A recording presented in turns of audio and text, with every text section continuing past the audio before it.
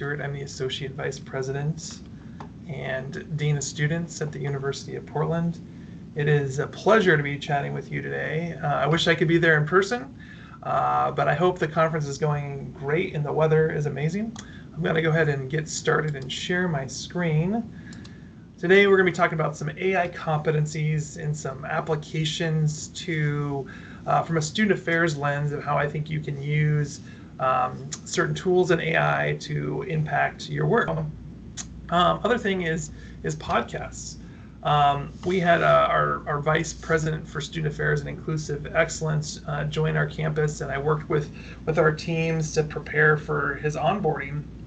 And I asked each of the teams that, hey, can you create me kind of 2 to 4 pages of content, because I want to set him up for success. You don't need to create a novel. We just really want to make sure that he's aware and has like a high level picture of your department. And one of our team members, I won't say who it was, gave me 100 pages. And I was like, that is a lot of information. And so I loaded this podcast into Notebook LM through Google, and it created a 17-minute podcast.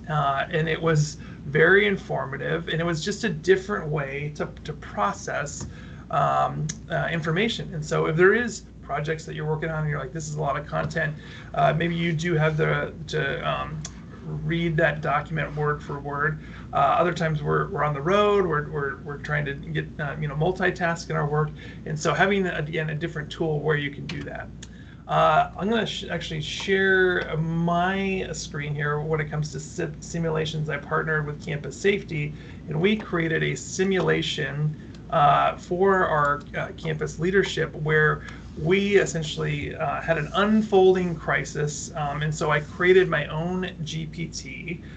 With our work on campuses, obviously we're not immune to challenges and crisis, and so I trained this model too. I did this probably about 5 different iterations, and then each time I tweaked it and added notes. And so I'm going to show you, we won't do a full simulation, but I'll say, can you run a simulation and have it be on medium difficulty?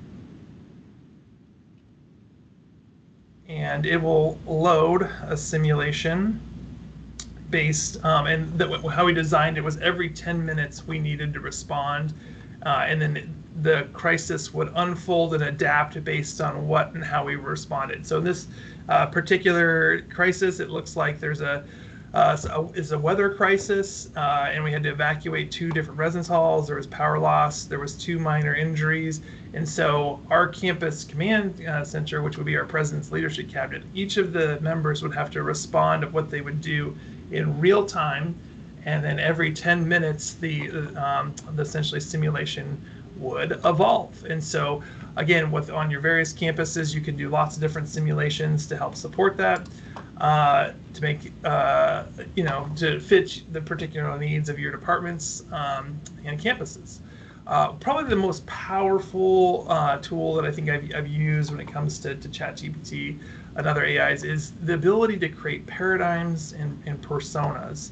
What that does is you can create a persona or a character, whether you're trying to teach someone about a content and they're just not hitting it, but you know that they love Marvel movies. I love Marvel movies, and you can be like, can you create a specific scenario or try to teach quantum physics as if it was a Marvel movie, and it will be able to essentially adapt to the content to that particular persona as a Marvel character. And then paradigms, how do you want to essentially frame things out? And probably the most powerful use case, I use that when it comes to training. And so what I did was someone said, hey, can you test this AI software? And I tested it. I said, I bet we could recreate that pretty easily in ChatGPT.